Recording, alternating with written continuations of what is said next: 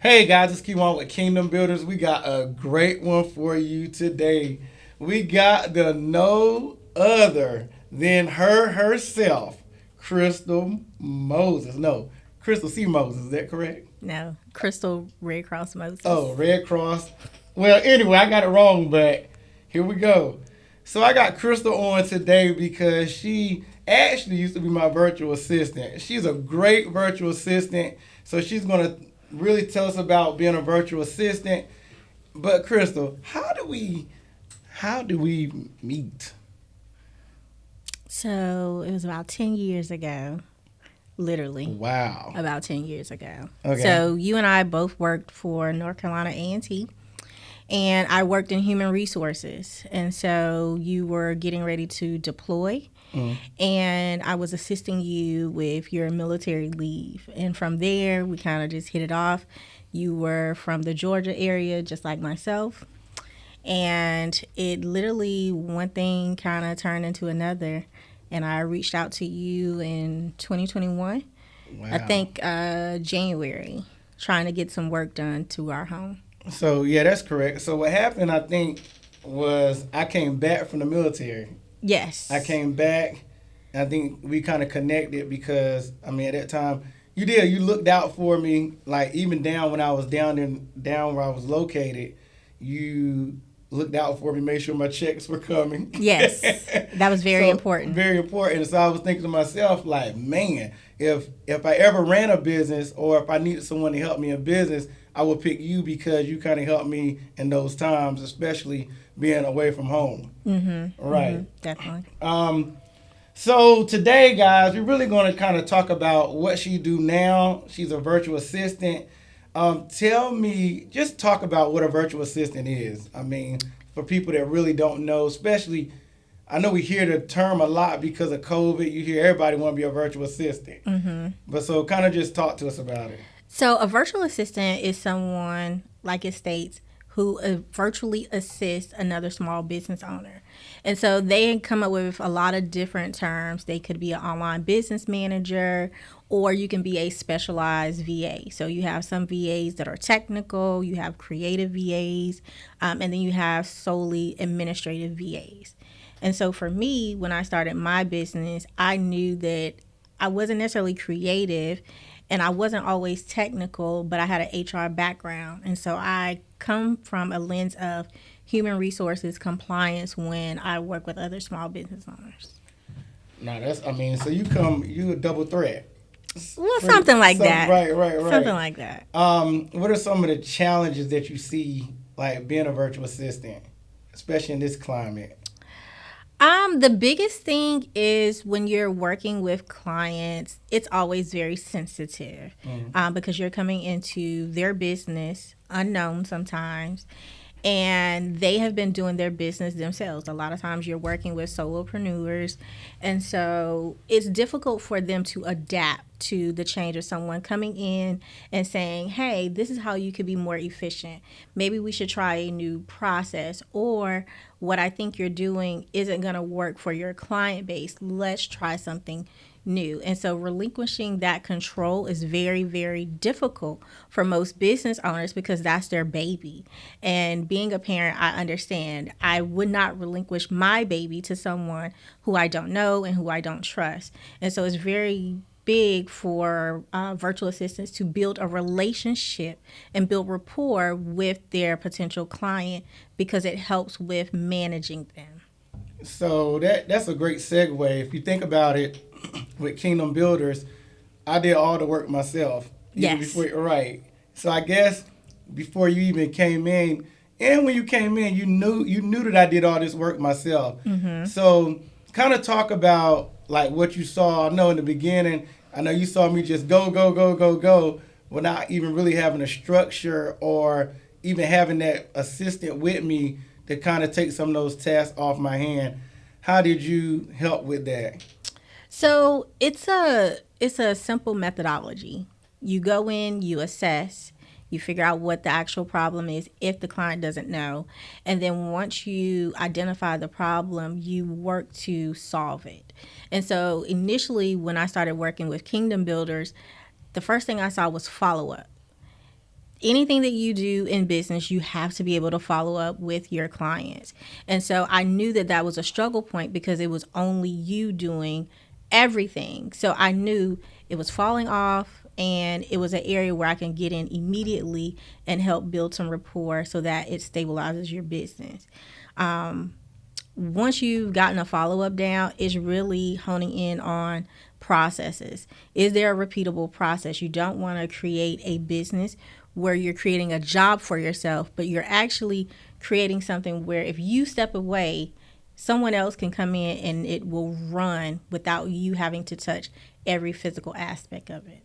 And I could say for myself, while you're tenured there, that we did grow because even with numbers, I mean, now I don't know, you were a little more than a virtual assistant, I guess, because by me being my like so small, I guess, like you said, we built such a rapport that you took the initiative. I guess almost like I would say a personal assistant too. Would you say kind of like pretty much? Yeah, it was. Because I guess you saw the need, Yes. what we needed, and you just went on ahead and just got it done. And I saw the growth in that because I didn't have to do everything by myself. Yes. Well, Right. and that's why most people hire a virtual assistant, Okay. so that they don't have to. Now, depending on what your needs are, you will need someone a little bit more specialized, right? Okay. And so with Kingdom Builders, you needed a consultant and a virtual assistant, right? And a personal assistant at times, Right. because everything was kind of running intertwined And the together. complexity of a Yes. construction company. Yes. And so it was a 7-day operation Pretty at that much. point. And so we were able to really just kind of work together and make sure you were meeting your goals. Now, it was challenging, but we made it work. You know, sometimes it was early mornings or late nights, or we're working Saturday evenings after church. It just was by any means necessary. Right. Now, would you like with a virtual assistant, will they have to know the business? Or do they have to have a sense of administrative skills? Can anybody do it? Like, can anybody be a virtual assistant? Anybody can be a virtual assistant. Okay. But are you going to be a great virtual assistant? Explain. Makes a difference. So my approach is, your business is my business. Okay. So when I come in, I'm getting to know the ins and outs. So not just from a VA perspective, but I'm also looking at it from a consultant perspective, because I want to make sure that you're efficient, that the processes actually work. And if someone else comes in behind me, or comes in behind you, or someone else that's in the business, they should be able to do it because there's a repeatable process. Okay, there's an actual system in place. And so it's not, you can come in and you could do it and you could just do a task, right? Or you can be all in and actually help grow the business. And that's the consulting piece of what I do. I come in with the mind frame of, I'm going to help grow this business exponentially. So if I'm hired on as a VA, then we're looking, anywhere between 6 months to a year. Sometimes if you're hired on as just a consultant, it's maybe a 1 month, 2 month project, and it's a specific task. But most VAs, depending on their mindset, they can come in and really help grow your business if they're vested. I think that's really important. Talk about, you said the word, and I like this word because, we talk about this sometimes, systems. You kind of hinted on it, but why is a system so important in a business? I mean, just in general, a system is important. Why? So it's important because if there's no system in place, you're just kind of doing anything. It's a free for all. But if there's a actual guide, you're going to do step 1, step 2, step 3, then you know what you're doing. But it also helps you find cracks, right? So say we're completing a floor job, right? But if you don't clean the floor, if you don't prep the floor, and you just start putting the flooring down, it's not a true accurate process or system per se, right? So that's why you go and you look and you document How do you do X, Y, and Z? And you document it from start to finish. And then you look at it and you revamp it as time goes on to make sure that you're providing the level of service that you would prefer to give. So it's important so that you are structured. Anything without structure falls.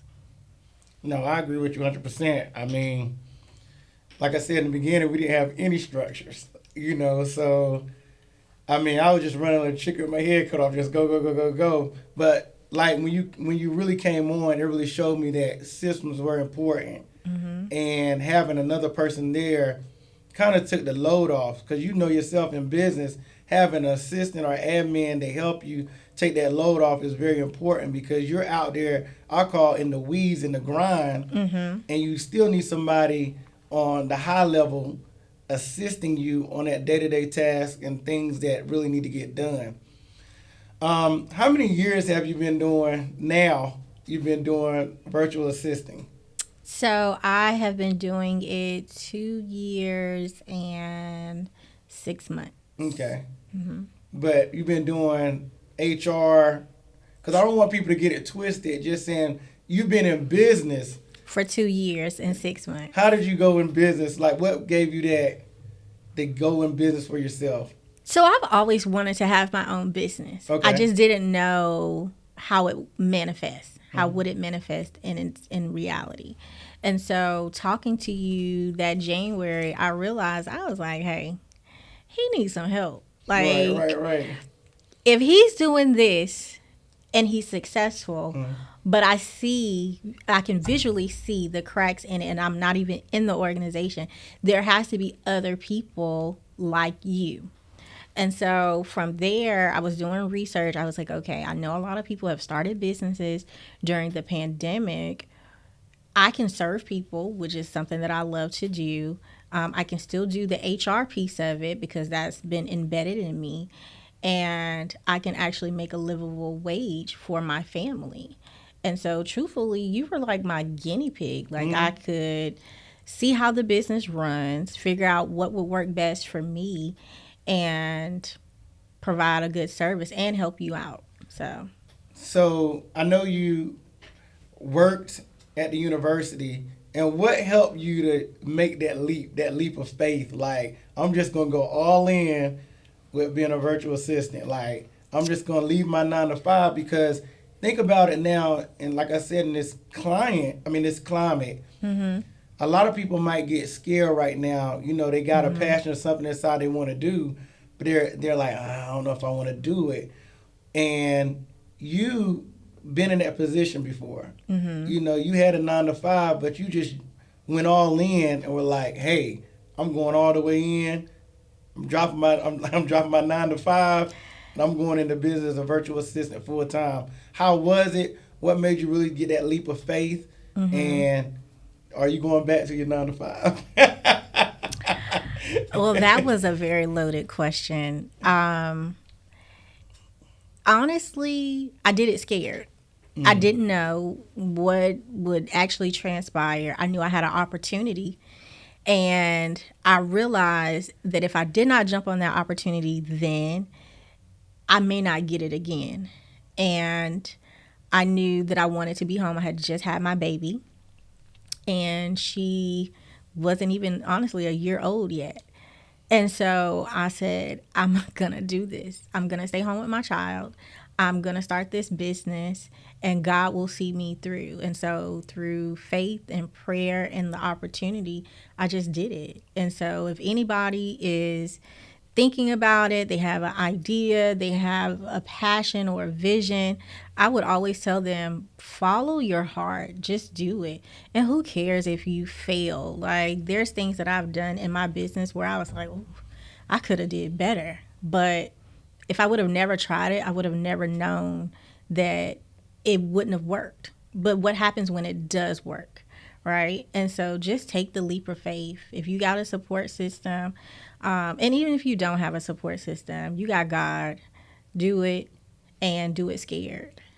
Where do you see VAs in the future? Like, especially, we got AI now out. I mean, AI is taking over pretty much.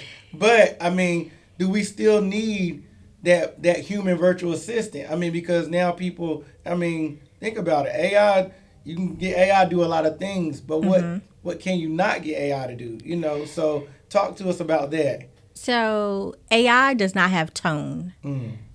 AI does not have a human touch. AI does not have empathy, even when you give it the prompt to say, give me a empathetic response. I can't hear that you care for me through a email, but if you call me and you say, hey, how are you really feeling today? How's the business really going today? What are your needs? Right? AI can't pick up on your tone either. So if I call you and I say, Kiwan, what's going on with the business? Oh, everything is good. I can hear that you're upbeat. I know that things are going well. But then if you say, oh, yeah, the business is, it's going good. Oh no, I can pick up on that. And so you will still always need a human to help you with your business. Now, AI is great. The technology is good. It helps you become more efficient and quicker in some of your processes, but it'll never replace a human being and the interaction that you get. And we all need that human interaction, no matter what our industry is. No, that, I mean, you're right. I mean, again, like you said, I mean, you said time and time before that it really is important to really have that heartbeat of the client. Mm-hmm. And like you said, I don't think that as good as AI gets, I don't think they can beat a human. No, Not that human touch. no, So never. I think you're gonna be your job is gonna be secure for a long time. I hope so. Right. What do you think? Some skill sets that one must have to be a virtual assistant. So the main thing I would say is you got to have good customer service skills. You have to like people. Okay. To be a VA, you have to be able to either talk to your client or talk to your client's clients. And so being personable, being able to pick up on things intuitive, but you also need to be administratively sound. There's always going to be some administrative point to what you do as a VA or as a business owner, period. So just having those small skill sets, I think, will definitely help someone on top of other technical skills, right? So being able to effectively communicate verbally and in writing, being interpersonal with people, being able to have good problem solving skills. I think that's all good qualities of a good VA. How do you, and this, I never asked you this question though, but how do you market yourself like as a virtual assistant? If I'm a virtual assistant, how do I go and get clients? So there's many ways that you can do it. If you have a broad network, it's always word of mouth, right? Sharing it with family, friends, colleagues, people that you maybe worked with in the past, business owners that you've met in the past. You can always do emails. You can do mailers. If you would like, you can use social media. There's plenty of marketing techniques that you can utilize. Um, I'm very old fashioned and I will stick with this as long as I live. The best promotion is your work and word of mouth. So if you do good quality work, people will talk about you. They will share you with their friends, their family. They'll share it with their cat if their cat is interested Right. in what you have to offer. So you got to provide good service and ask for a referral. What services do you provide? I mean, I know for me, I know the service you provided for me. I don't know if that's all that you provide. Mm-hmm. So kind of tell us what all the services that you provide, because I know you have a lot of skill sets. Yes.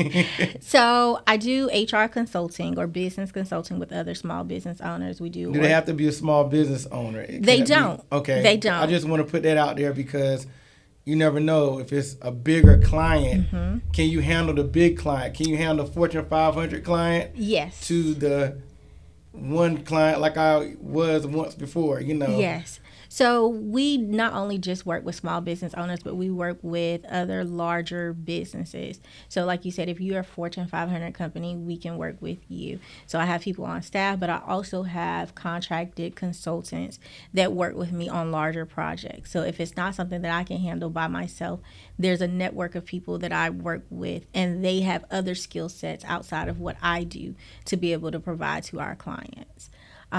So I do organizational development. We do payroll processing or implementation. We do recruitment, and we do policy creation and handbook creation. And so all of those things coupled with the VA service really allows us to touch people in areas where one, they didn't think that they needed support in, or areas where they know that they're extremely struggling in and they have no clue what to do next. And so honestly, we are a strategic partner with our clients. We don't just come in and say, hey, we're going to do a task and then we're out. We constantly follow up. Even if the project is over, we follow up and say, hey, how are things going? Is there anything that we can support you in? Do you have questions about anything? Because sometimes you just need to be able to bounce an idea off of someone, and you may not necessarily want to have to pay $200, $300 to say, hey, well, what do you think about this? But someone that actually cares. And so we try to be that strategic partner for everyone that we work with. What are some, and because I don't know, I know you had a strong background in it anyway, but for the virtual assistant just coming in, do they have to go to school for this or some type of certification? So I mean, there are some certifications that are out there, but if you want to be a VA, there's plenty of free content that you can look at, right? So if there's, say, an Excel skill or a Microsoft skill that you want to get better at, you can look at YouTube. There's LinkedIn Learning. There's a lot of different platforms out there that you can get the knowledge that you want to make you better or more marketable to your ideal client.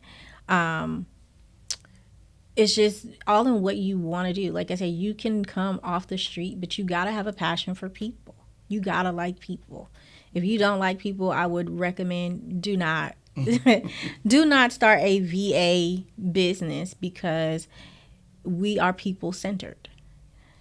yeah, I think I said this before in another previous podcast that the second, besides getting a bank account, you need an assistant. You Yes. got to have somebody there that knows you, have your heartbeat, and Mm-hmm. is vested in the company, like you said, that will help you grow the business. Mm-hmm. So I really value the the virtual assistant now because it's a term that we use a lot Mm-hmm. because they don't have to really be in the office. And that's another thing we can just talk about. Virtual assistants don't really have to be sitting at the job at the office anymore. They could be Mm-hmm. home. Yes. Talk about that. So it's a unique dynamic because not everybody is completely on board with someone virtual. They still like to see someone physically. But the great thing about being remote is someone is typically always available, right? So if you don't have like a dedicated VA for your business, if you go on some of these different sites like Fiverr, there's always someone available Right. in other countries, other states that can assist you in other time zones. So if you're an early riser and you're up at 3 o'clock, there's someone in another country that's up as well that can help assist you during that time frame. But it's also good for those that are maybe like parents like myself, and you may have younger children, or you may have older parents that you're caring for, and so you need the flexibility of working from home, and it creates work-life balance. You don't have to get up, and it's cost effective as well. So say you have an office space but you're not in there, but you have a receptionist or an admin that's there consistently, you can cut that bill, utilize that money for something else in your business, and still have someone, and they'll thank you because they get to stay home, they're comfortable, and they will probably work 10 times harder than they did in the office space because they're in the comforts of their own home. Now you just that's another question I got. So with a virtual assistant, because for even for people that maybe your future clients or somebody that want to know, Mm-hmm. and because you have an HR background, you'll be good at answering this question. I don't employee versus 1099. So Yes. right. So with a virtual assistant, and I learned this from you, you're contracted. Right? Yes. Right. But Yes. tell us about that, because the expectations. This is really good because the expectations of a contracted person Mm-hmm. versus employee. Yes. So it looks really, really different. So Mm-hmm. when you have a W 2 employee, Mm-hmm. right, you tell them what to do, how to do it, and when they will do it, right? When you have a contracted employee, per se, they are the expert. They set their own days and times that they will do the work, how they will do the work. You're paying for a deliverable. You're not necessarily paying for how they are doing it. That's good. Mm-hmm. And so that's the biggest difference. And a lot of times people want to hire a contractor because they think, oh, it's cheaper, or, I'll get specialized services, but I get to treat them like an employee. And that's not the case. They are their own boss.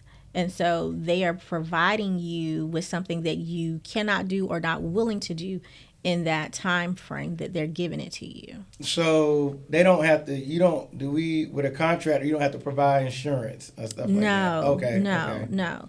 And even as a business owner, especially if you're a small business owner, you don't have to provide insurance, Okay. right? A lot of the small business owners that I work with, they can't afford to provide insurance to their employees, and that's okay. There's other avenues to help them, but you don't have to provide that if you're a small business owner. Now that's very good information. Where do you see your consulting business in the next 5 years? Well, in the next 5 years, we will be fully staffed. So I'll have at least 3 to 4 other consultants, and then I will have at least 10 other virtual assistants running the business. And I will hopefully can step away and enjoy the fruits of my labor. If there was anything you can tell the oncoming virtual assistant, even those that's veteran virtual assistants, Mm-hmm. what would you say to them? Like to encourage them, give them motivation to become one. Mm-hmm. Even talking about, like your 9 to 5, you're set at a salary. Mm-hmm. And we actually just had a podcast about trades versus going to school. Mm-hmm. The difference. Really quick, I know we were kind of running out of time, but really quick, just talk about the benefits that you do get from a virtual assistant, as far as pay, as far as, like you said, setting your own schedule, Mm-hmm. and again, talk about the encouraging of one who wants to become a virtual assistant. So I would always say if it's something that you want to do, research it, reach out to another VA and ask them, like, hey, tell me about your experience. Now, their experience is not going to be yours, and that's okay. But you can kind of get a firsthand account of what they're doing, why they're doing it, and you can determine if this is something that you really want to do or not. If you are a veteran VA, I would say keep going. Find community. If you feel like you're struggling and you're in this alone, there's strength in community. And so reach out to someone, reach out to myself. We are here. There's communities of us that are willing to help and provide insight. What was your other question? Pay. Oh, so the pay. Yes. It's limitless. There Right. is no cap on your pay. You set your own rate. And so if you want to give yourself a raise this month or this year, then you can do it by raising your prices. And so I would tell anyone who's being a VA or is currently in the industry, give yourself a raise. You deserve it. You work hard. You're constantly sharpening your skills. And so it's a good time to give yourself a raise. And I know you have several products that you have. Tell us about the products that you have that can help clients, and what other the products that you offer. So right now I have two products. I offer a payroll software that's affordable for other small business owners and it will grow with you, and it's called OnPay. So I'm a strategic partner with them. And then I also offer a digital business planner. And so you can find that on my social media, which is C Moses Consult, or on my website, which is www.cmosesconsult.com. And it's there to help new small business owners, or if you are already in your business but you need a little bit of structure, there's templates and things of that nature in there to help you. And how can you be reached, ma'am? And are you taking on new clients? So we are taking on a few new clients. You can reach me at www.cmosesconsult.com, or you can give the business a call at 336-580-8481. Well, there you have it, folks. We thank you for joining us. Crystal was great. Guys, if you like content like this, make sure you subscribe to our YouTube channel. You guys have a great rest of the day.